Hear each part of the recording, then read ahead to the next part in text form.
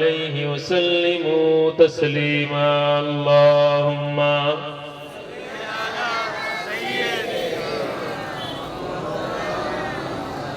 اللهم صل على وعلى آل سيدنا اللهم صل على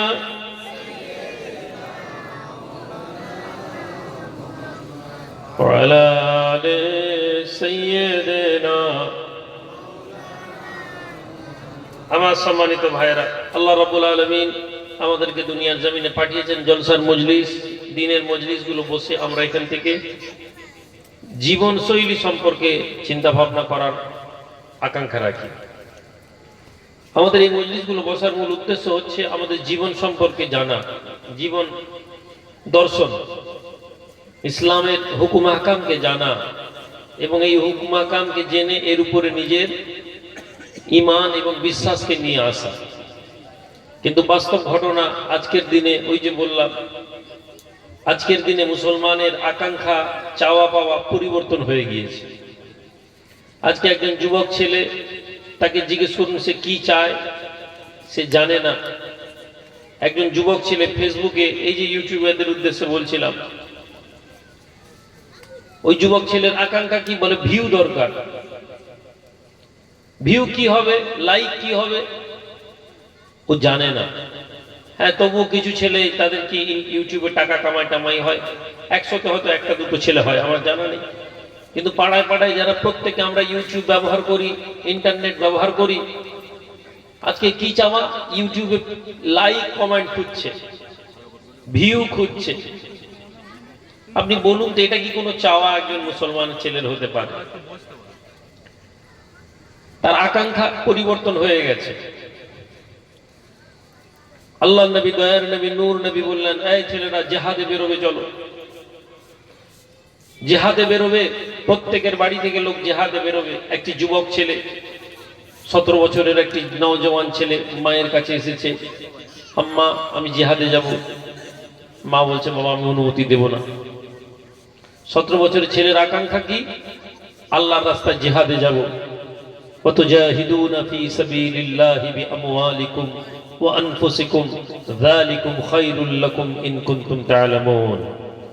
এই লোকেরা, এই যে আল্লাহর রাস্তায় জিহাদের কথা বলছো, এর মধ্যে যে কি ভালাই আছে, এর মধ্যে যে কি কল্যাণ আছে, যদি তোমরা জানতে। আজকে আমরা কিসের কল্যাণ খুঁজছি? ইউটিউবের লাইক বাটনের মধ্যে আমরা কল্যাণ খুঁজছি।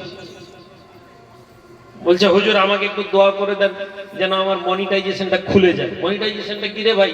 বলে ইউটিউব থেকে টাকা কামাবো। কত টাকা কামাবে? বলে ওটা ঠিক নেই, সারাদিনে 10 পয়সা, 20 পয়সা, 30 পয়সা,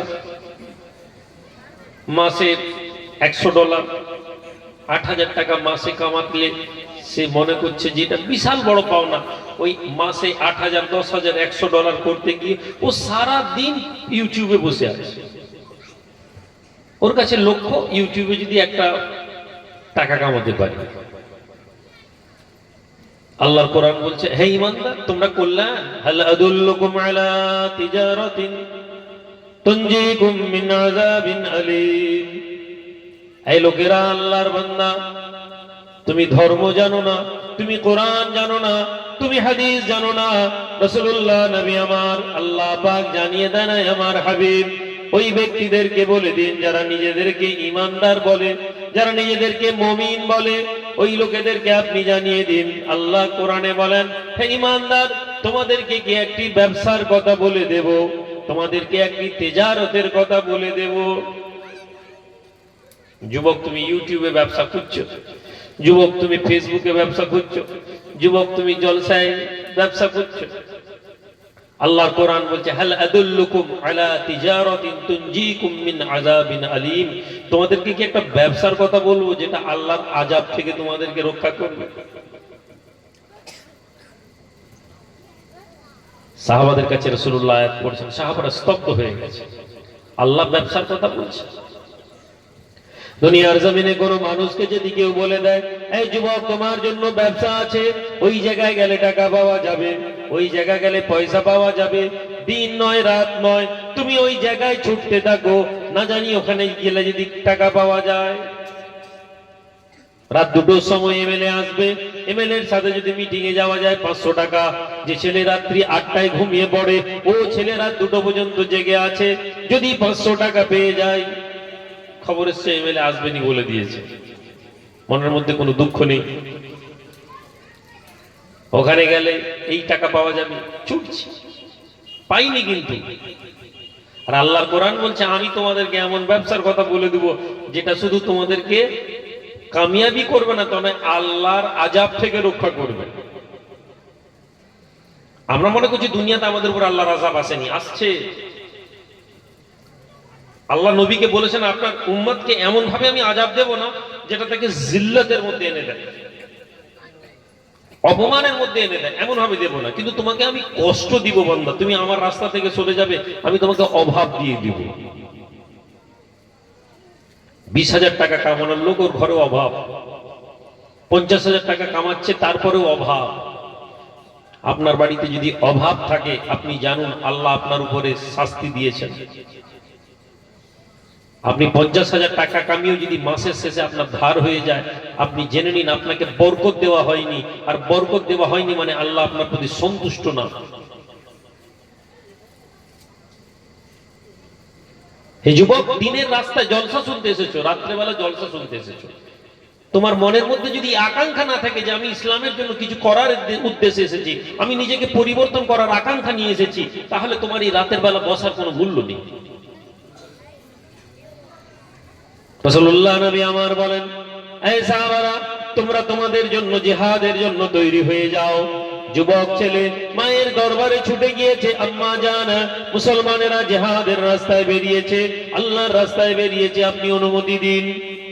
মা বলতে লাগে, বাবা তুমি আমার একটা সন্তান, আমি তোমাকে অনুমতি দিতে পারি না, আমি তোমাকে বলতে পারবো না তুমি জিহাদে যাও, কেননা আমার ঘরে আর কেউ নেই, তোমার বাপ নেই, তোমার কোনো বোন নেই, আমার কোনো সন্তান সন্ততি নেই, তোমাকে নিয়ে আমি দুনিয়ার জমিনে থাকি, তোমাকে আমি দেখি আমার মনের মধ্যে শান্তি, জিহাদে চলে গেলে আমি একা কেমন করে থাকবো, আমি তোমাকে অনুমতি দেব না।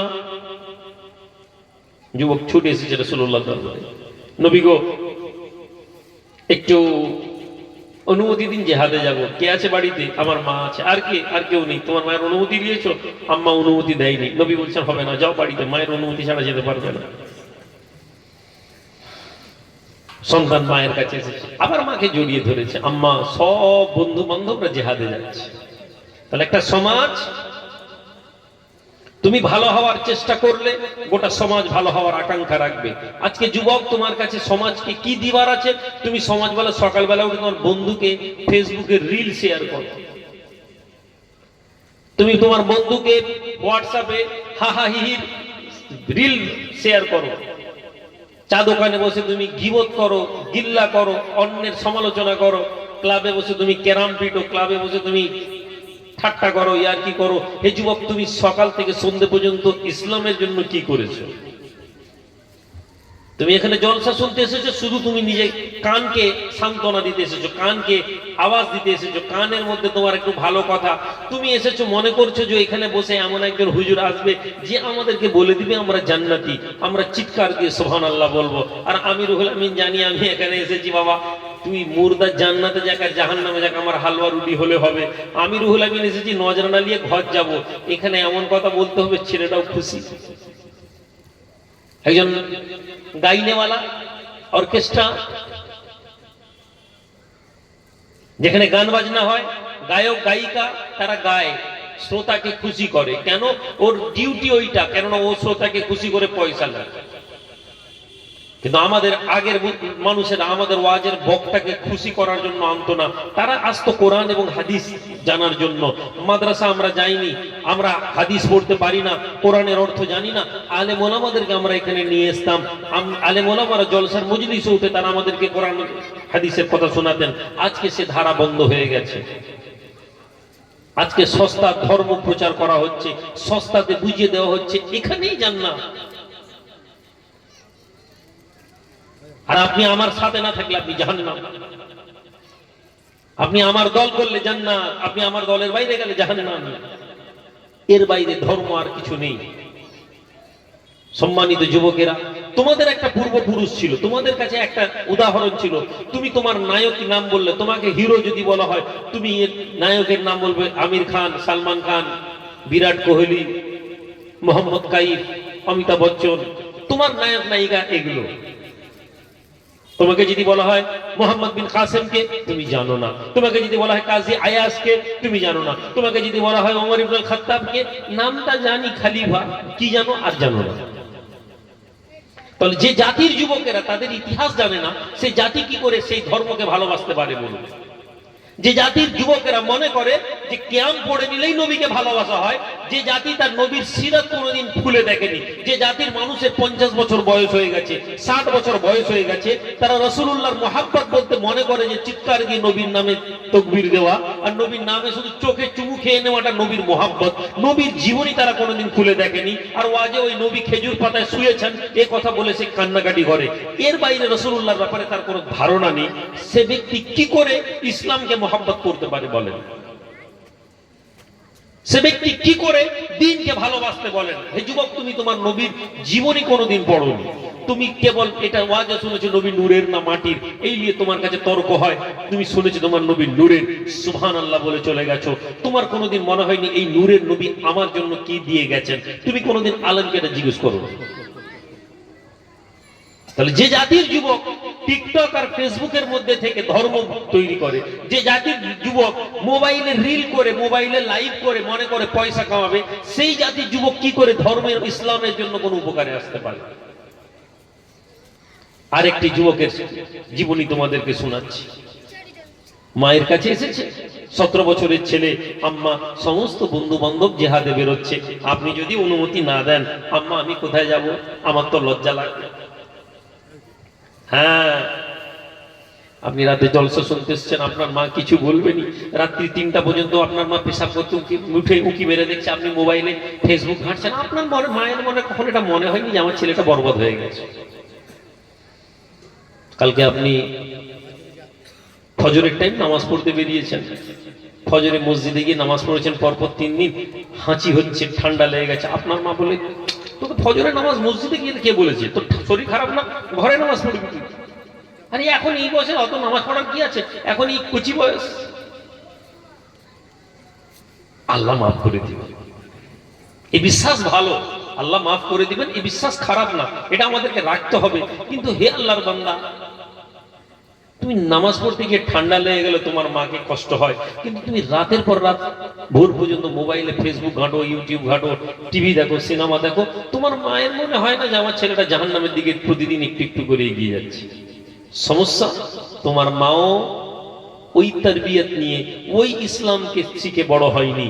সমস্যা তোমার যে মেয়ে, আজকের দিনে যে তোমার মেয়ে, তুমি এসলে টিকটকের ওই ফানি কমেন্ট গুলো বলে, টিকটকের যে কথাগুলো বলে, তুমি এটা শুনে হাসো, কিন্তু তুমি জানছো না ওই তোমার 10 বছরের মেয়েটা ধীরে ধীরে ধীরে ধীরে বরবাদির দিকে হচ্ছে। তোমার মেয়ের নামে নর্তকী হবে না, তোমার মেয়ের নামে বেশ্যা হবে না, তোমার মেয়ের নামে বাইজি হবে না, কিন্তু ওর ভেতরে ওই নর্তকী, ওই বেশ্যা, ওই বাইজির প্রবৃত্তিগুলো তৈরি হচ্ছে। ও মোবাইলে দেখে ওইগুলো দেখছে, ও কোমর দুলানোটা মনে করছে এটা ফ্যাশন। তুমি মোবাইলে ইউটিউব দেখো, তোমার মধ্যে একটি জানোয়ার তৈরি হচ্ছে, যেটা তোমার ছেলের মাধ্যমে, তোমার মাধ্যম থেকে তোমার ছেলের নসলে আসবে, এটা তুমি জানো না। তুমি মনে করছো ঠিক হয়ে যাবে, হবে না। হে আল্লাহ, তুমি যেমন নিজে ধ্বংসের দিকে করছো, তোমার আওলাদকে ওরকম হবে, তোমার আওলাদকে ওরকম হতে হবে। স্যাক্রিফাইস করার জন্য তোমাকে বুঝতে হবে, তুমি মোবাইল ঘাঁটবে আর তোমার ছেলে মোবাইল দেখবেন, এটা হতে পারে না। আমি মোবাইল ঘাঁটি, আমার ঘরে আমি মোবাইল দেখতে পারি না, আমার ছেলে মোবাইল দেখেন। আপনার কি মনে হয় আমার ছেলে কি কোনো খাস মানুষ নাকি? আল্লাহ তাকে খাস করুক, আমি দোয়া চাই, কিন্তু তাকে যে সমাজ ব্যবস্থা আমি তৈরি করেছি, ওই সমাজ ব্যবস্থায় তাকে মোবাইল আমি দিতে পারি না। আমি না দেখি, ও জানে আব্বা দেখেন, বলে ও দেখবেন। তাহলে এটা আমাদের প্রত্যেকের পিতা হিসেবে স্যাক্রিফাইস করতে হবে, এই কোরবানিটা আপনাকে মানতে হবে। আপনি কোরবানি করবেন না আর বলবেন হুজুর ছেলেটা খারাপ হচ্ছে, একটা তাবিজ দিয়ে দেন।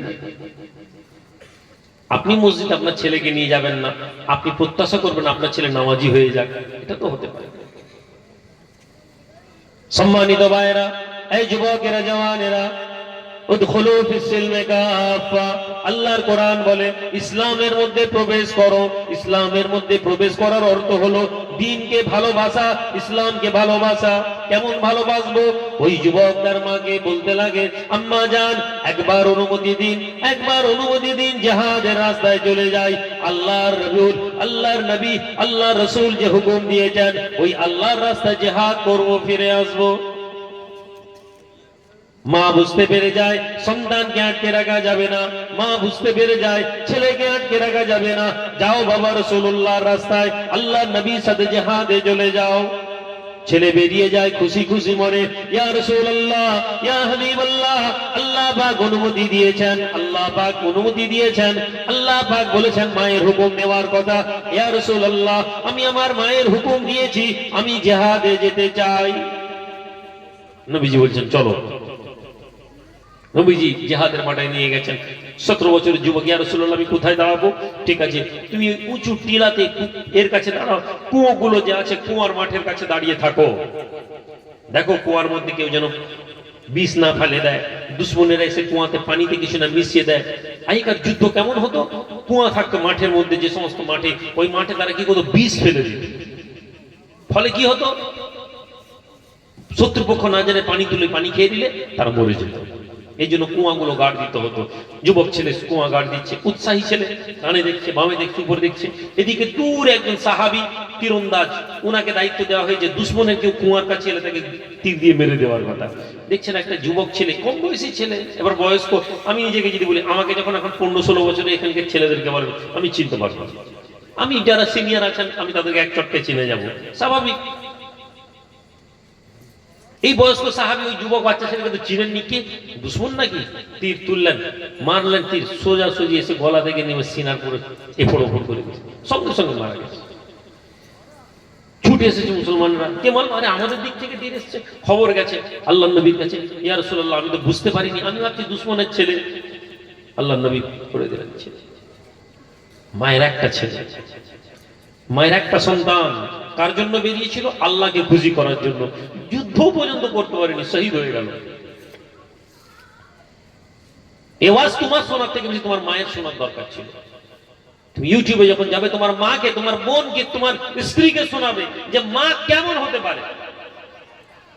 আজকে জলসা শুনতে গিয়ে মোটরসাইকেলে পড়ে গেলে তোমার মা সবার আগে তোমাকে বলে, তোকে কে বলেছে অত জলসা শুনতে? তোমার মা বলে। তুমি মনে করছো, তোমার মা মনে করছো অনেক ঈমান আছে। জিহাদ হয়েছে, মুসলমান ফাতেহ হয়েছে, জিহাদ শেষ হয়ে গিয়েছে, মুসলমানদের লাশগুলো নিয়ে আসা হয়। এমন সময় ওই বৃদ্ধা মহিলা, যে মহিলার দুনিয়ার জমিনে কেউ নেই, একটি সন্তান ছিল, যে সন্তানকে সে ছাড়তে চায় না, কিন্তু সেই সন্তান আল্লাহর রাস্তায় বেরিয়ে যাওয়ার ঝোঁক করেছিল। মা তাকে অনুমতি দিয়েছে, ওই সন্তান ফিরে আসবে জিহাদের মাঠ থেকে। আল্লাহর নবীর ওই বৃদ্ধা সাহাবী দাঁড়িয়ে আছেন আল্লাহর নবীর সামনে, কখন আমার সন্তান আসবে? নবীজি আসছেন, মুসলমানরা ফাতে করে আসছে, এক এক করে ঢুকছে। এমন সময়, হ্যাঁ আমার ছেলে কই? কি বলবে? বুড়ি, তোমার ছেলে মরে গেছে, শহীদ হয়েছে। আবার একজন এসছে, আরে আমার ছেলে কই গো? হ্যাঁ, কথা পাস কাটা। ছেলে কই? কথা পাস কাটা। এমন সময় বয়স্ক সাহাবী বলছেন, শোনো, তোমার ছেলে মরে গেছে। কেউ না কেউ সমাজে থাকে যে সত্য কথা বলেই দেয়, কতক্ষণ লুকাবে? বৃদ্ধ অবাক হয়ে গেছে, আমার ছেলে মরে গেছে? হ্যাঁ বাবা, আমার ছেলে মরে গেছে বলছো কেন? আমার ছেলে তো শহীদ হবে, তুমি শহীদ না বলে মরে গেছে বলছো। তখন এই সাহাবী বলছেন, শোনো বুড়িমা, তোমার ছেলে দুশ্মনদের সাথে লড়তে লড়তে মরেনি, ওকে মুসলমানদের তীর দিয়ে মেরে দিয়েছে। বুড়ির চোখে পানি এসে গেছে, আমার ছেলে আল্লাহর রাস্তায় শহীদ হলো নি। এইরকম কাঁদছে, এমন সময় আল্লাহ নবী প্রবেশ করছে। আল্লাহ নবীর আরোহীর লাগাম ধরে নিয়েছে। ইয়া রাসূলুল্লাহ, আমার ছেলেকে আমি ছাড়তে চাই, কিন্তু হে আল্লাহর নবী, ও আল্লাহর রাস্তায় বেরোনোর এত আকাঙ্ক্ষা ওর ছিল, ও আল্লাহর রাস্তায় বেরিয়েছে। নবী গো, ওকে নাকি মুসলমানরাই মেরে দিয়েছে তীর দিয়ে, আর ও নাকি শহীদ হয়নি। ইয়া রাসূলুল্লাহ, আমার সন্তান কি শহীদ না? দু চোখ ভরা পানি নিয়ে মা নবীর দরবারে আকুতি জানায়, রাহমাতুল লিল আলামিনের চোখে পানি। ও বুড়িমা, আমি রাসূলুল্লাহ তোমাকে জানিয়ে দিলাম, তোমার ছেলে শুধু শহীদ হয়নি বরং আল্লাহ তার মর্যাদাকে এত উন্নত করেছেন, তাকে জান্নাতুল ফিরদাউসে দান করেছেন। বৃদ্ধা মহিলার চোখের পানি বন্ধ। ইয়া রাসূলুল্লাহ, আমার ছেলে দুনিয়া থেকে চলে গিয়েছে, আমার মনের মধ্যে আর কোনো অভিযোগ নাই। ইয়া রাসূলুল্লাহ, আমি অহংকার করে আমি মদিনার গলিতে বলতে পারবো আমি হচ্ছি শহীদের মা। আল্লাহ পাক আমার ছেলেকে তার রাস্তায় কবুল করেছেন, আমার ছেলে জান্নাতুল ফিরদাউসে স্থান আছে। সুবহানাল্লাহ বললাম, কিন্তু কোনোদিন কি এই রাস্তায় চলার আকাঙ্ক্ষা করেছি? হে যুবক, প্রতিবাদের জিন্দগি আজকে নেই। আর আপনি যদি মনে করেন যে আপনি ওয়াজ শুনলেন আর মনে করেন হুজুর আল্লাহর রাস্তায় জান দিয়ে দিব, হবে না। বাদশা ফকির বসে আছে, ফকিরের দরবারে একজন লোক এলো, একদম আম লোক, এসে বলল, হুজুর আমার বেমার আছে, আমি অসুস্থ, আমার জন্য একটু দোয়া করুন, মনে হয় আমি মারা যেতে পারি, ডাক্তার যে বলেছে, বৈদ্য যা বলেছে।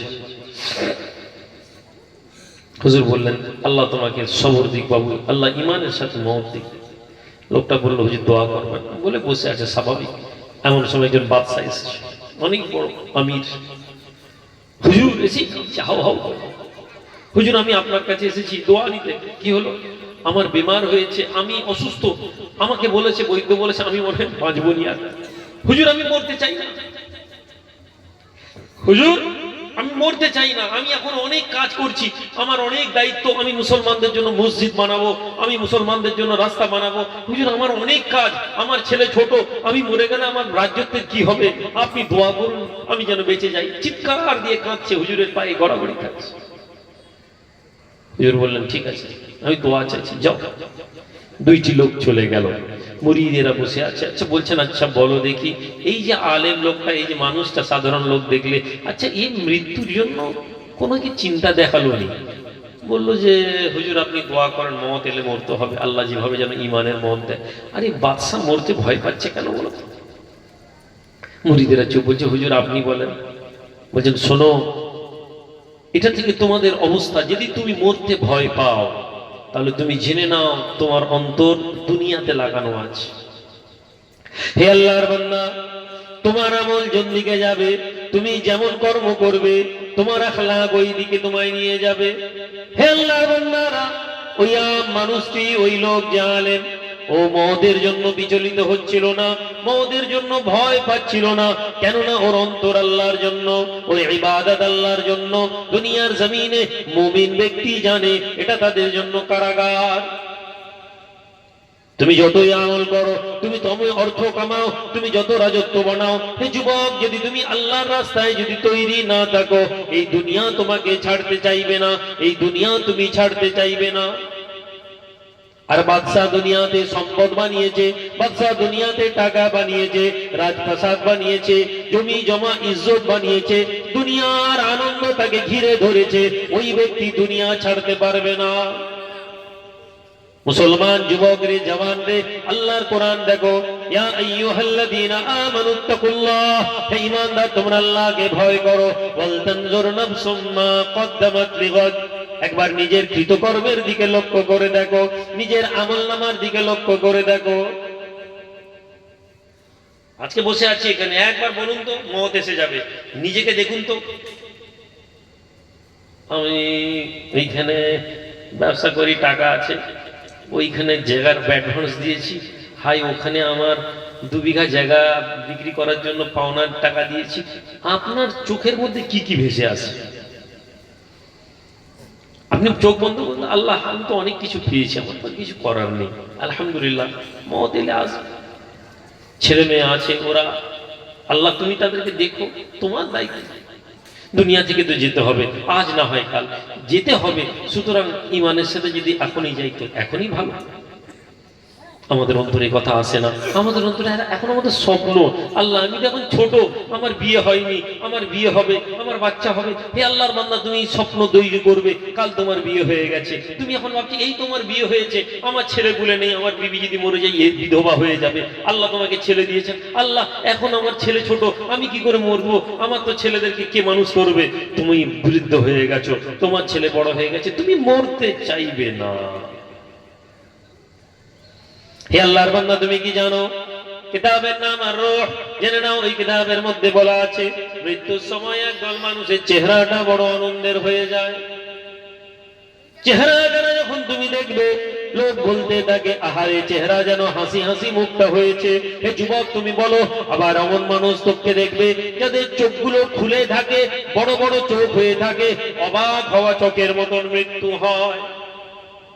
আল্লাহ নবী বলেন নেক বান্দার মৃত্যু যখন তৈরি হয়ে যায়, নেক বান্দার মওত যখন এসে যায়, ওই বান্দা যে আল্লাহর জিকির করতে থাকে, ওই ব্যক্তি যে আল্লাহর নাম নিতে থাকে, মওতের সময় ফেরেশতা এসে যান, ফেরেশতা এসে ডাক দেন ইয়া আইয়াতুহান নাফসুল মুতমাইন্নাহ, হে আল্লাহর বান্দা, হে নফসে মুতমাইন চলো, ইরজিই ইলা রাব্বিক রাদিয়াতাম মারদিয়া ফাদখুলি ফি ইবাদি ওয়াদখুলি জান্নাতি।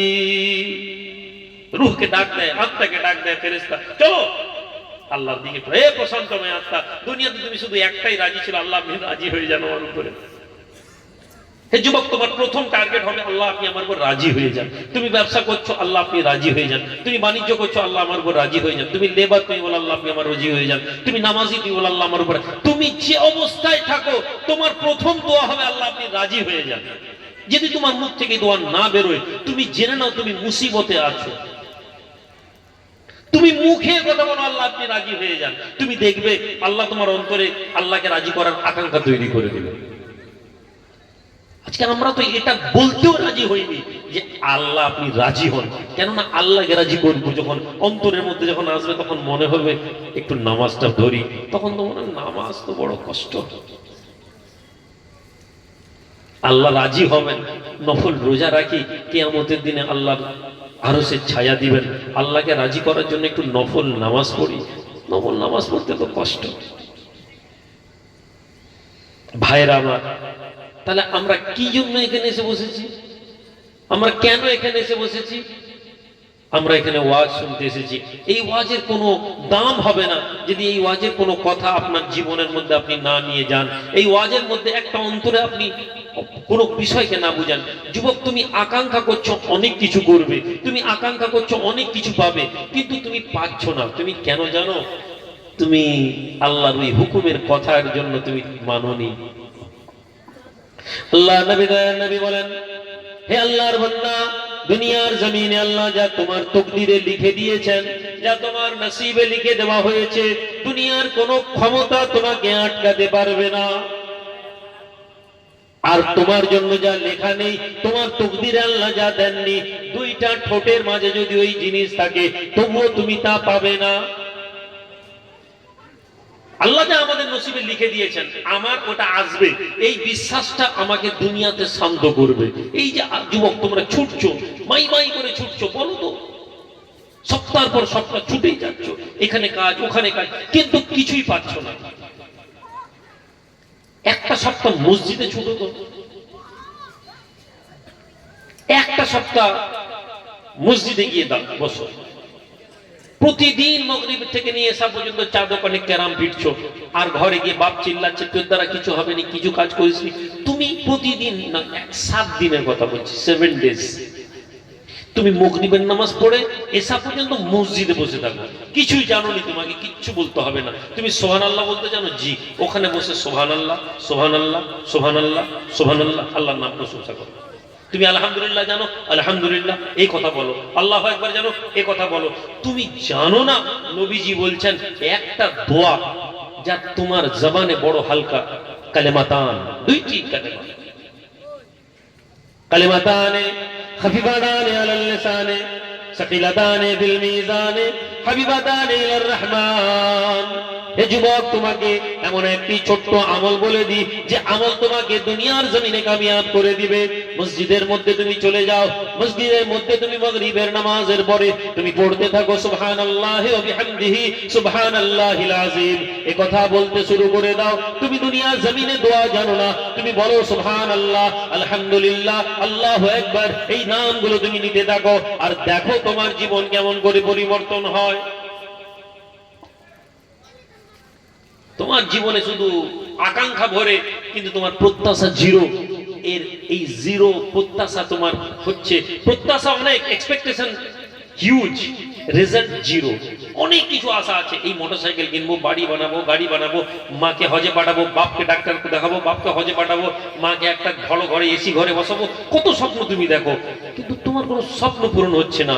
কিন্তু যিনি স্বপ্ন পূরণ করার ওয়ালি, তিনি যে তোমাকে নীতি দিয়েছেন, তুমি সেই নীতিতে বিশ্বাস করো না। তুমি মনে করছো বুদ্ধি খাটিয়ে তুমি সবকিছু জয় করে নিবে। তুমি একটা গাছের দিকে লক্ষ্য করলে তুমি দেখবে যে জীবনের রসুল কি।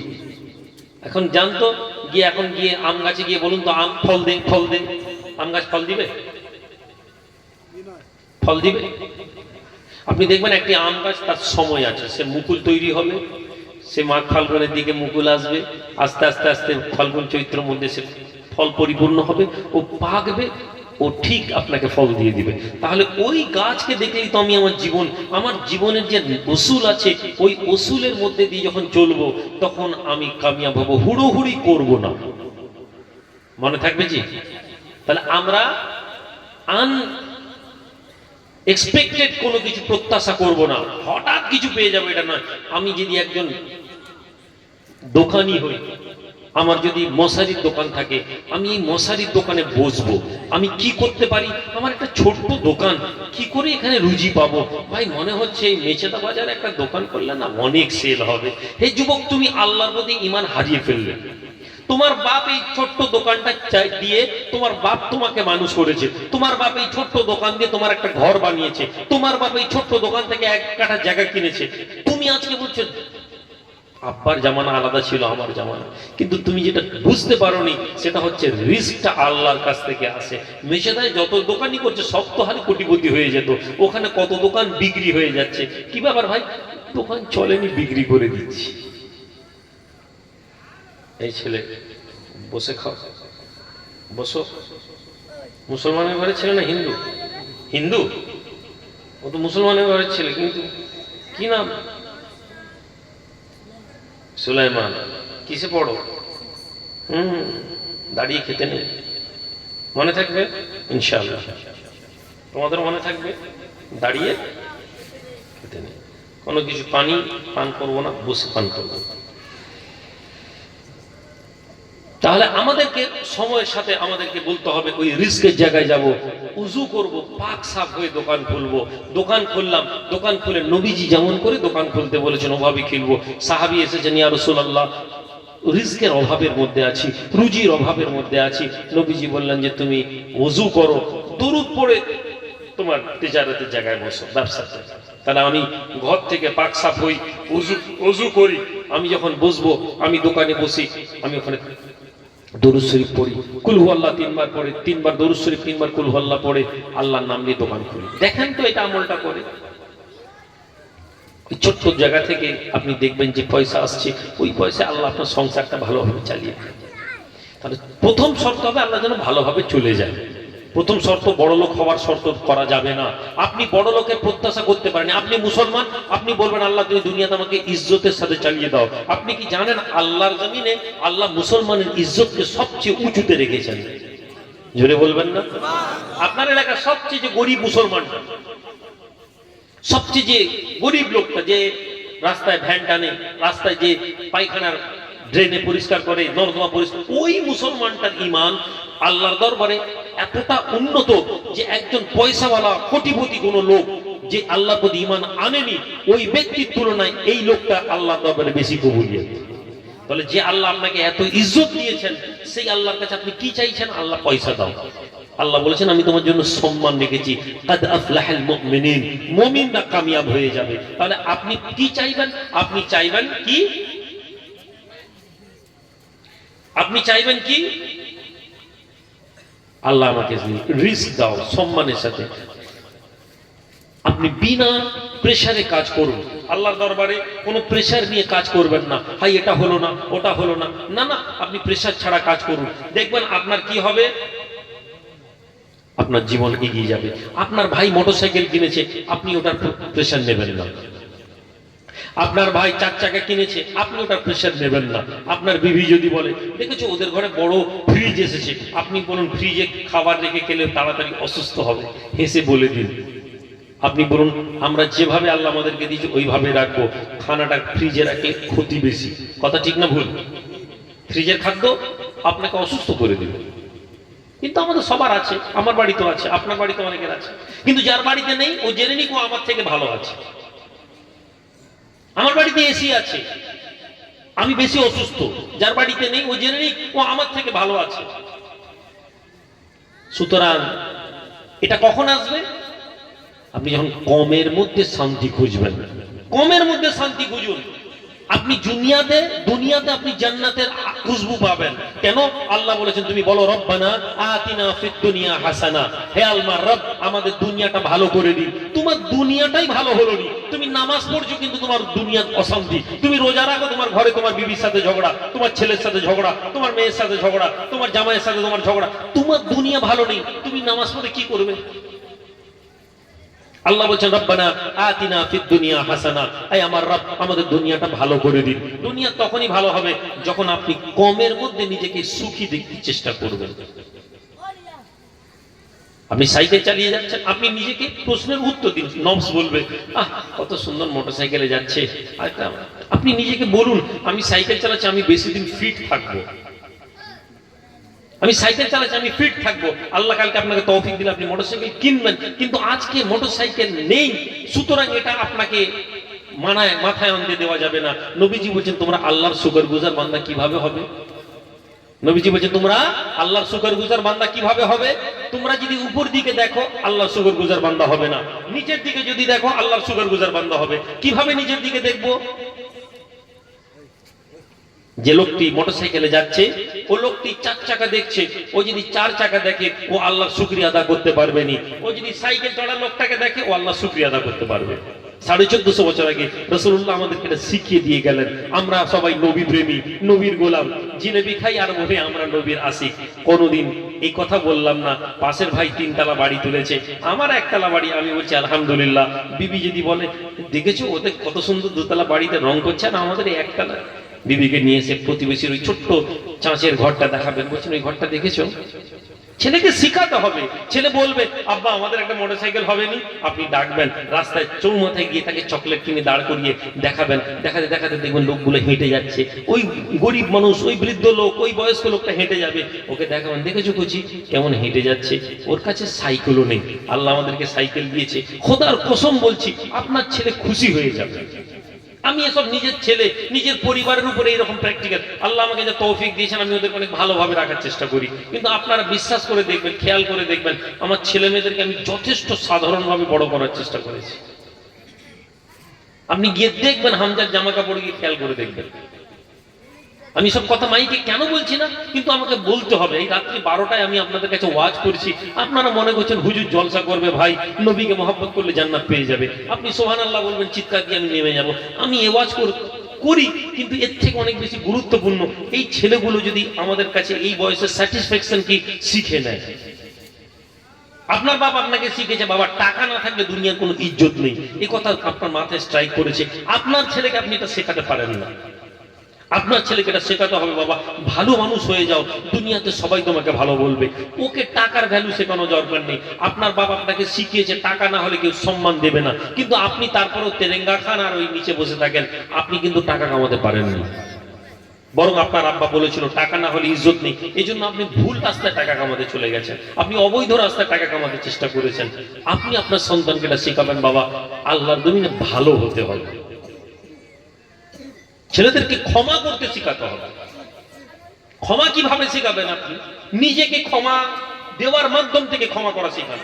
ঘরে যদি স্ত্রী ঝগড়া করে, ছেলে যদি 5 বছর 6 বছর 7 বছরের হয়, মেয়ে যদি 5 বছর 7 বছরের হাসতে হাসতে ঘরে ডেকে ছেলেকে বলেন, মাকে মাফ করে দাও, ও সারাদিন ঘরের কাজ করছে, ও জানে না। আপনার ছেলের সাথে আপনার কাছে আমরা ঝগড়া করলে আমাদের বাচ্চাদের নেগেটিভ ইম্প্যাক্ট পড়ে, আমাদের পরিবারে নেগেটিভ ইম্প্যাক্ট পড়ে। আমরা বলি না না, আমাদের ঘরে ঝগড়া আমাদের ছেলেদের জন্য শিকার কারণ হয়ে যাবে। ঝগড়া তো হবেই ভাই, সংসার আছে মানে ঝগড়া, কিন্তু ওই ঝগড়াটাকে আপনি ট্যাকেল করবেন কি করে? ওই বাচ্চার কাছে, ওই মেয়ের কাছে, ছেলেকে মাফ করে দাও। ও যখন একটু বড় হবে না, দেখবেন ও আপনার স্ত্রীকে বলছে, আম্মা তুমি মাফ করে দাও, আব্বা সারাদিন কত কাজ কর। সম্মানিত হাজিরিন, জলসা শুনতে এসেছেন, জীবন গঠন করার জন্য যদি জলসা কাজে না আসে, তাহলে আমাদের এই রাতটা কাটিয়ে কি লাভ? ছোট ছোট ছেলেদেরকে ক্ষমা করতে শিখান। আপনাকে কেউ, আপনি এসে অভিযোগ করছে, আব্বা অমুক ছেলে আমাকে মেরেছে, আপনি ওকে বলুন মাফ করে দাও। এই মাফ করে দাও শব্দটা ছেলেদেরকে শেখান, মাফ করে দাও, যাও মাফ করে দিলাম, আচ্ছা মাফ করে দিলাম, আচ্ছা মাফ করে দিলাম। এই মাফ করে দিলাম শব্দটা, ও যখন কাঁদবে ওকে বলুন মাফ করে দাও, ও কাঁদতে কাঁদতে বলুন ঠিক আছে মাফ করে দিলাম। আমি এটা অভিজ্ঞতার উপর দিয়ে বলছি, আমি এটা শুধু ওয়াজ করার জন্য বলছি না। ছেলেদেরকে বিনম্রতা শেখান, নম্রতা শেখান। আপনি কিছুই নাই, আপনার সামান্য কিছু পয়সা আছে, সামান্য কিছু টাকা আছে, আপনার ছেলেকে আপনি অ্যারোগেন্স তৈরি করেছেন। আরে দেখে নিব, দেখে নিব। আমাকে বলছিল কয়েকজন ছেলে, ভাইজান আমাদের ছেলেদের এমন হয়েছে অবস্থা, একটা বড় রেস্টুরেন্টে গেছে, রেস্টুরেন্টে গিয়ে এরকম কথা বলতে ঝগড়া করছে, বলে এখনই তোর রেস্টুরেন্ট কিনে নিব, এখনই তোর হোটেল কিনে নিব। ছেলে কি করে? ছেলে এই হাল তুলে কিছু ব্যবসা করে কিছু টাকা কামিয়েছে, এমন ব্যবসা সেটা আমি মাইকে বলতে চাই না। ওকে যদি বলে 10 লাখ টাকা এখনই বার করতো, ওর মাথা খারাপ হয়ে যাবে। কিন্তু 1.5 কোটি টাকার রেস্টুরেন্টে গিয়ে বলছে তোর রেস্টুরেন্ট এখনই কিনে নেব। এই যে অপদার্থতা, তার সঙ্গে কোথায় কি বলতে হবে এটা না শেখা, বিনম্র হয়ে যান। আপনাকে কেউ যদি বলে সরে যাও, আপনি সরে যাবেন, আচ্ছা ঠিক আছে। নবীজির কাছে আবু জেহেল এলো, আবু জেহেল এসে নবীজিকে কি বললো? তুমি একদম বাজে লোক, তোমার থেকে খারাপ লোক কেউ নেই, তোমার থেকে বাজে লোক কেউ নেই। আল্লাহ নবী চুপচাপ শুনলেন, নবী উত্তর দিতে পারতেন না, দিলেন না, বললেন ঠিক বলেছে, ঠিক বলেছে। কি জবাব ছিল, কি শিক্ষা দিয়ে গেলেন রাসূলুল্লাহ। সেই নবীর জীবনী না জানার কারণে আজ আমাদের কাছে উত্তর নেই। একজন লোক রসুলকে এসে গালাগালি করলো, অপমান করলো, নবী তাকে রিপ্লাই দিলেন ঠিক বলেছে। কেন বলুন তো? নবী জানতেন, আল্লাহর কোরআনে আল্লাহ বলেছেন ওয়া ইযা ফাতাবহুমুল জাহিলুনা ক্বালু সালামা। হে আমার হাবিব, যখন জাহেলেরা তর্ক বিতর্ক করে, অশিক্ষিত মূর্খরা যখন আপনার সাথে ঝগড়াঝাটি করে, আপনি বলুন ক্বালু সালামা, শান্তি। কেননা এটা হবে ইবাদুর রহমানের পরিচয়। ওয়া ইবাদুর রহমানিল্লাযীনা ইয়ামশুনা আলাল আরদি হাওনা ওয়া ইযা খাতাবাহুমুল জাহিলুনা ক্বালু সালামা। আল্লাহর বান্দা কারা হবে? মসজিদে নামাজ পড়ে নেওয়ার জন্য তুমি আল্লাহর বান্দা হবে না, অনেক রোজা রেখেছো তুমি আল্লাহর বান্দা হবে না। আল্লাহ বলেন আল্লাহর বান্দা ওই ব্যক্তি হবে যখন আল্লাহর জমিনে আল্লাহর বান্দারা হেঁটে যায়, তারা আল্লাহর জমিনে বিনম্রতার সাথে হেঁটে যায়। সুবহানাল্লাহ বলবেন। যে ছেলে মোটরসাইকেলে পিকআপ দিয়ে হ হ হ আওয়াজ করে করে জেলে যায়, ও জেনে কো ইবাদুর রহমান না। যে ছেলে বাজার দিয়ে মোটরসাইকেলে বিকট আওয়াজ করে হর্ন বাজিয়ে যায়, ও জেনে নি কো ইবাদুর রহমানের মধ্যে পড়তে পারে না। কেননা ওর হর্ন দেওয়া যদি কাউকে আকর্ষণ করার জন্য, লোক আমি আছি, লোক আমাকে দেখুক, আমার কাছে একটা কিছু আছে, ও জেনে নি কো শয়তানের দোসর হয়ে গেল। কোরআন বলছে ইবাদুর রহমান আল্লাহর বান্দাকে যে জমিনে বিনম্র ভাবে যাবে। বিদেশে লক্ষ্য করে দেখুন, দামি গাড়িতে বসে আছে, যেই সামনে দিয়ে লোক আসছে গাড়ি দাঁড় করিয়ে দিয়েছে। তারা কেন বড়? তারা কেন মহান? তারা আমাদের থেকে কেন অ্যাডভান্স? 1.5 কোটি টাকার গাড়ি বসে আছে, একটা বুড়ি লোক আছে চুপ করে গাড়িতে দাঁড়িয়ে আছে। বুড়ি আস্তে আস্তে আস্তে আস্তে রাস্তা পার হচ্ছে, সবাই দাঁড়িয়ে আছে। তাদের 1 মিনিট হয়তো অ্যাপয়েন্টমেন্ট আছে, মিটিং আছে, কিন্তু না, তারা জানে এই বিনম্রতা না থাকলে গাড়ির কি মূল্য। মানুষ যাচ্ছে, বৃদ্ধ মহিলা। এমনও তো অনেক টাইম আপনারা ফেসবুকেও দেখে থাকবেন, একটা ছোট্ট কুকুর বা বিড়াল রাস্তা পার হচ্ছে, বিদেশিরা গাড়ি দাঁড় করিয়ে দিচ্ছে, লম্বা লাইন। আমরা হলে এমন জোরে হর্ন মারতাম, ও বেচারা হয়তো ভয় আবার পালিয়ে যেত। হে আল্লাহর বান্দা, জীবন পরিবর্তন করো। ওয়াজের মজলিসে এসেছো, তুমি হও, তুমি ইন্ডিভিজুয়ালি। আমি প্রত্যেককে বলছি, আমি জানি এখানে আমার ওয়াজ শুনে কালকে তোমাদের প্রত্যেকের মনের মধ্যে আমার কথা 10 মিনিট কথা তোমাদের মনে, আমি 1 ঘন্টা কথা বলে নিয়েছি, 10 মিনিট তোমাদের অন্তরে থাকবে কিনা আমি জানি না, কিন্তু আমি তোমাদেরকে বলছি তুমি একটা কথা নাও, আমি ঝগড়া করবো না।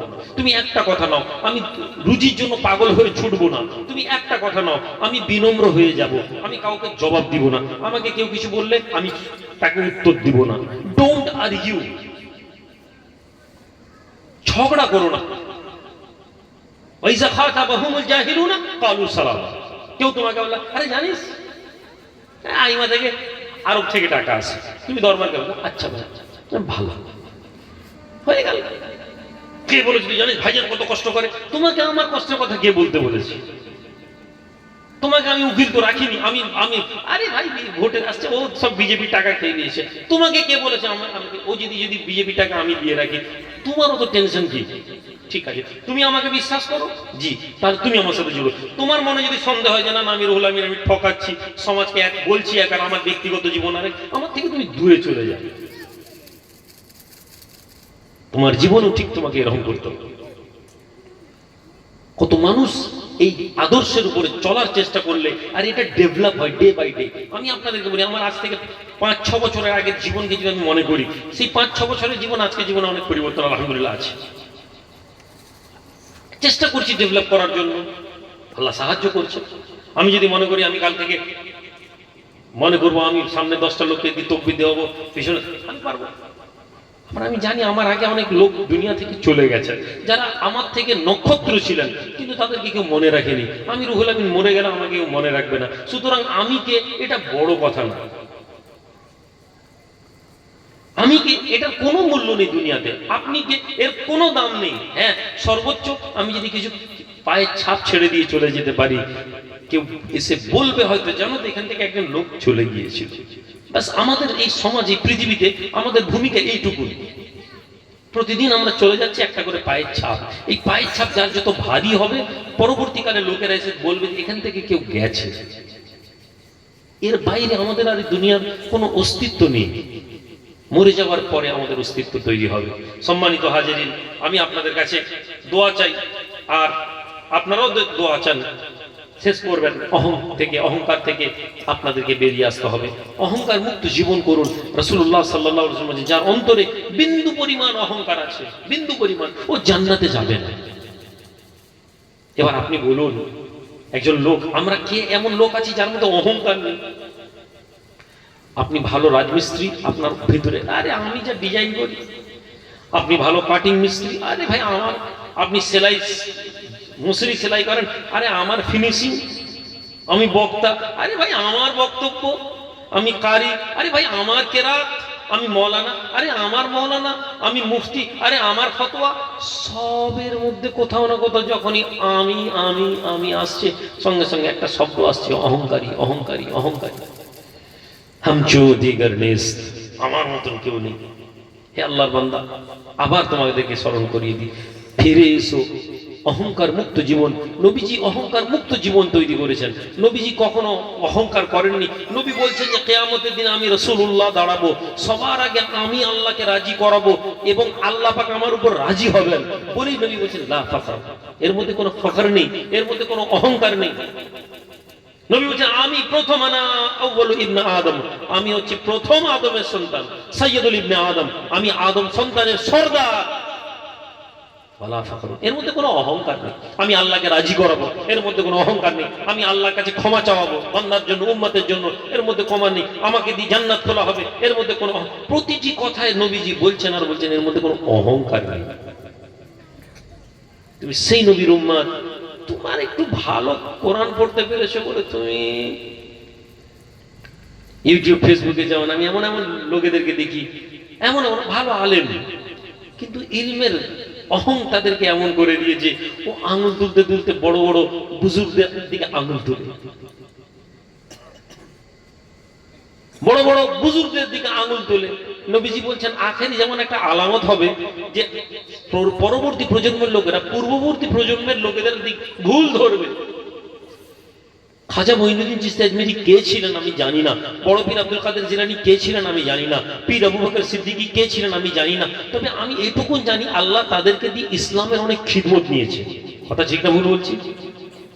তাদের মাধ্যম থেকে অসংখ্য মানুষ মাথায় টুপি দিতে শিখেছে, তাদের মাধ্যম থেকে অসংখ্য মানুষ নামাজ পড়তে শিখেছে। আমি এত বড় আলেম, আমি এত দলিল দিচ্ছি, আমার ওয়াজ শোনার পরে একটা লোক পরিবর্তন নয়, আমার ওয়াজ শোনার পরে ছেলেরা গিয়ে পাবজি গেম খেলছে। তাহলে আমি রুহুল আমিন কি করে বলতে পারি ওই লোকটা কি, ওই আলেমটা ভুল, ওই মৌলানা ভুল, ওই বড় পীর আব্দুল কাদের জিলানী কি করবে, খাজা বাবা কি করবে? তাহলে এটা বুঝে নিতে হবে যে আমি ধ্বংসের মধ্যে আছি। হাজিরানে মজলিস, আল্লাহ আমাদের সকলকে তৌফিক দেন। হুজুর কিবলার উদ্দেশ্যে সব রেশানি, তাই তো নাকি জি? আজকে হুজুর কিবলার সব রেশানি তো নাকি? চলে গেছেন তারা দুনিয়া থেকে, আমাদের মাঝ থেকে ছেড়ে। একজন মানুষ দুনিয়াতে কত সিম্পল থাকা যায় আমাদেরকে দেখিয়ে দিয়ে গেছে। এই এলাকা এত সঙ্গে কত এলাকার লোক কত প্রশ্ন করেছে, কবে পীর হলো, কবে কি হলো, কত প্রশ্ন করেছে। আপনি দেখাতে পারবেন কোন কাউন্টার জবাব দিয়েছে? আমি আব্বাজানকে হুজুর কিবলাকে দেখেছি। আচ্ছা বাবা ছেড়ে দাও, এই একটা শব্দ না আপনাকে এত বড় করে দিবে, আপনি নিজেও জানতে পারবেন না। আপনি এত মহান হয়ে যাবেন, আপনি নিজেও জানতে পারবেন না। কাঁদতেন শেষ জামানার দিকে, শেষ সময়ের দিকে তিনি কাঁদতেন একা একা বসে ঘরে। কি করলাম জীবন? আম্মা বলতেন আপনি এত অসুস্থ হয়ে জামাতে নামাজ ছাড়েননি আল্লাহ, আর আপনি বলছেন না আমার কি হবে? আর আমাদের তো এক বিন্দু আমল কিছু নেই, তাতে আমাদের আত্মবিশ্বাসের লেভেল এমন আসমানে পৌঁছে গেছে। কেন না কোনো একটা বক্তা আমাদেরকে চিৎকার দিয়ে তকবীর দিয়ে বলে যে আমরা সব নবীকে মহাব্বত করি, জান্নাতে যাব। এই কথা ভেবে আমরা সব মনে করছি জান্নাতে চলে যাব। দাদা হুজুর পীর কিবলাকে আমরা মহাব্বত করি, সেই দাদা হুজুর কিবলা বলছেন বাবা যদি লা তাকনাতু মির রাহমাতিল্লাহ এই আয়াতটা না থাকতো আমি আবু বকর আমিও আটকে যেতাম। শুধু আমি আবু বকর আমার নাজাতের ওসিলা হবে আল্লাহর এই কোরআনের আয়াত। জোরে বলুন না। এত বড় জামানার মুজাদ্দিদ তিনি বলছেন আল্লাহর হিসাবে আমি আটকে যেতাম, আর তুমি তার মুরিদ হয়ে নামাজ পড়োনি, রোজা রাখোনি, ভাড়াটে বক্তা নিয়ে এসে চিৎকার দিয়ে ওয়াজ শুনে বলছো আরে আমাদের তো মরলেই পিসার জান্নাতে নিয়ে চলে যাবে। হে আল্লাহর বান্দা, হে যুবকেরা, মসজিদগামী হয়ে যাও, মসজিদগামী হয়ে যাও, মসজিদগামী হয়ে যাও। নামাজ ধরে নাও, নামাজ তোমাদেরকে আল্লাহর জমিনে কামিয়াব দেবে। নামাজ ছাড়া কোনো সমাজ পরিবর্তন হতে পারে না। যে সমাজের যুবকেরা নামাজ পড়ে না ওই সমাজের যুবকদের সাথে ইসলামের কোনো সম্পর্ক নেই। যে সমাজ রাসূলুল্লাহ বলছেন যে নামাজ পড়ে না ওদের সাথে আমাদের পার্থক্যকারী নামাজ। যে নামাজ ছেড়ে দিল ও কুফরির কাছাকাছি, ও কাফেরের কাছাকাছি পৌঁছে গেল। তোমাকে কে বলেছে নামাজ ছাড়া তুমি এগিয়ে যাবে? তোমার নবী মৃত্যুর আগে পর্যন্ত নামাজ জামাতে নামাজ পড়ার চেষ্টা করেছেন। মানুষের কাঁধে পা হাত দিয়ে তাকে টেনে টেনে মসজিদে তিনি হাজির করেছেন। আর তুমি সেই নবীর উম্মত হয়ে বলছো নামাজ আগে না ঈমান আগে? কোন এক সাহাবীকে দেখাও দেখি যে ওই সাহাবী নামাজটাকে আহমিয়ত দেননি। কোন এক সাহাবী কথা বলেছেন? একজন সাহাবী জিহাদের মাঠে গিয়ে ঈমান এনে শহীদ হয়ে গেছেন, তুমি সেই হাদিসটাকে দিয়ে বলছো আগে ঈমান না আগে নামাজ। ওইটাকে একটা হাদিসকে তুমি তুলনা করে তুমি দেখাচ্ছ। সাহাবাদের জীবনীর মধ্যে একটা সাহাবীর জীবনীকে দেখাও যিনি বলেছেন নামাজ না পড়লেও ঠিক আছে, আগে ঈমান ঠিক কর। তুমি দেখাতে পারবে না। এইটা ছিল ধর্ম। তুমি ধর্ম বানালে কাকে? কোন এক ফাসেক ফাজের 420 লোক যে নামাজ রোজা পড়েনি সে এসে মারেফাতের কথা শোনাচ্ছে, আর তুমি মনে করছো সেই লোকটাকে অনুসরণ করলে তুমি নবীকে পেয়ে যাবে। শরীয়তকে তুমি বুঝলে না, তুমি মারেফাতের গাঁজা টানছে, মাজারের কাছে গিয়ে জঙ্গলে গিয়ে আস্তানায় গিয়ে খানকা নামে ইয়ে করে ঘর তৈরি করে দিয়ে সেখানে গাঁজা ভুগছে আর বলছে এই তো এটা মারেফাতের ব্যাপার, শরীয়তের লোক বুঝবে কি করে? একজন ওমরের মতন যদি খলিফা থাকতেন তোমাদেরকে রাস্তায় টাঙিয়ে চাপানো হতো। ওমরের মতন যদি রাষ্ট্রনায়ক থাকতেন, হে যুবক তোমারই নবী প্রেমের নামে ঝান্ডা বার করে চিৎকার দেওয়াটা তিনি দেখিয়ে দিতেন। যে যুবক মসজিদ সম্পর্ক রাখেনি সে যুবক মুসলমানদের অন্তর্ভুক্ত হতে পারে না। ও নিজেকে যতই মুসলমান ভাবুক ও এগোতে পারবে না। সুতরাং যাই হোক না কেন নামাজের জন্য তৈরি হয়ে যান, নামাজ পড়ুন, নিজে নামাজ পড়ুন। আপনি বন্ধু নামাজ যাচ্ছেন, আপনার বন্ধু চাদর নেই, আপনি তাকে টেনে নিয়ে চলুন, আপনি তাকে ধরে নিয়ে চলুন, ভাই চল মসজিদে চল। মসজিদের এলাকার যিনি ইমাম আছেন, ইমামের দায়িত্ব পয়সাওয়ালা লোকের সাথে বসে গল্প না করে, ইমামের দায়িত্ব হচ্ছে প্রত্যেকদিন নামাজের পরে, নামাজের আগে দিনের একটা সময় যুবক ছেলেদের কাছে যাওয়া, গিয়ে বলা যে ভাই নামাজ পড়তে হবে, নামাজের গুরুত্ব তার কাছে বারবার যাও। তাবলীগ জামাত এই কাজ করছে। আমি নামাজের দাওয়াত দিতে পারলাম না, আর কেউ যদি নামাজের দাওয়াতের কাজ করে আমি তাকে আটকানোর কথা বলছি। মৃত্যুর পরে এই হিসাব বড় কঠিন হবে বাবাজি। আমার সাথে তাবলীগের আদর্শ কত ভুল আছে, মতবিরোধ আছে, আমি তার সাথে এই বিষয়ে কথা বলতে পারি, কিন্তু নামাজের দাওয়াত আমাকে দিতে হবে। আমার এই মহল্লা সবাই পীরপন্থী, আমি তাবলীগকে ঢুকতে দেব না, ভালো কথা। আমার দায়িত্ব হবে, নামাজের দায়িত্ব কিভাবে হবে? আমি বছরে একদিন রুহুল আমিন এসে ওয়াজ করে দিয়ে চলে গেলাম, আর মসজিদের যুবক ছেলেরা মোটরসাইকেলে করে 2 কিলোমিটার আমাকে নিয়ে তাকবীর দিয়ে চলে গেল। আমি মনে করলাম দিনের অনেক খিদমত হয়ে গেছে, বাকি 364 দিন জেলে গাঁজা ফুঁকবে ছেলেরা, আর বিড়ি টানবে, আর বলবে আমরা নবী প্রেমী। এটা মেনে নেওয়া যাবে না। তুমি আমাকে দাওয়াত করা বন্ধ করে দাও, আমার কোনো অসুবিধা নেই। আমার মতন লোককে তুমি ওয়াহাবি বলে দূর করে দাও, আমার কোনো অসুবিধা নেই। মৃত্যুর পরে আমি আমার দাঁড়িপাল্লা বাম দিকে ভারী করতে পারবো না। আল্লাহ আমাকে যে জ্ঞান দিয়েছেন, ওই জ্ঞানের উপর আমি তোমাদেরকে হক কথা বলবো, আর সেটা হচ্ছে তোমার দায়িত্ব হবে মসজিদের মহল্লায় নামাজ পড়ানোর। দাদা হুজুরের জীবনী পড়ে দেখো, তিনি এক একটা মহল্লায় যেতেন এবং সেখানে সময় কাটাতেন, সেখানকার লোকেদেরকে তালিম তারবিয়ত দিয়ে তিনি বেরোতেন। আমি 2 ঘন্টা টাইম দিয়েছি, 10টায় টাইম দিয়েছি, 9:40-এ নেমেছি, 11টায় নামবো, 11টা 15 মিনিট আমি গাড়িতে উঠে চলে যাব। আপনার সাথে আমার সম্পর্ক 1.5 ঘন্টার, বছরে একবার। আমাদের পীরেরা খানকা তৈরি করেছেন, খানকাতে এসে থাকেছেন দিনের পর দিন, একদিন 2 দিন 3 দিন, গ্রামের লোক এসেছে, তালিম নিয়েছে, তারবিয়ত নিয়েছে। ওই সময় কখনো জামাতের দরকার হয়নি, ওখানে তখন তাবলীগের দরকার হয়নি, কেননা আমাদের আলেম ওলামারা এসে তারবিয়ত দিয়ে গেছেন। আজ আমাদের তারবিয়ত বন্ধ হয়ে গেছে। তাহলে আপনাকে এটা বুঝতে হবে, হয় আপনি নামাজের মেহনত শুরু করে দিন, আপনাকে কাউকে লাগবে না, আর না হলে যদি কেউ নামাজের মেহনত করে আপনি তাকে আটকাবেন না। সম্মানিত হাজিরিন, আল্লাহ আমাদের সকলকে বোঝার তৌফিক দেন। হক কথা শুধু বলা নয়, হককে যদি বুঝতে না পারি তাহলেও আমাদের মধ্যে বিভ্রান্তি তৈরি হবে। আল্লাহ পাকের দরবারে আমাদেরকে হেদায়েতের জন্য আল্লাহ আমাদেরকে তৌফিক দিয়ে বলি আল্লাহুম্মা আমিন। ছোট্ট করে সালাত ইয়া নবী।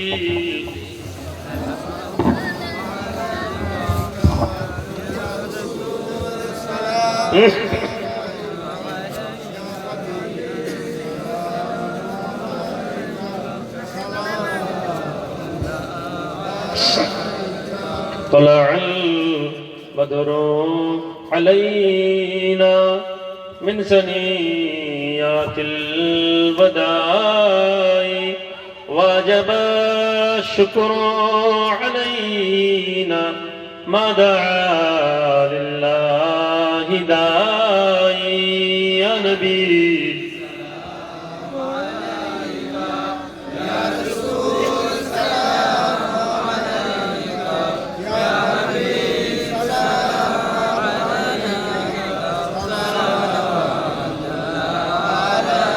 ऐसा अगर जाए मदीना तो नबी जी से ये कहना कि आपका एक नाम लेवा आप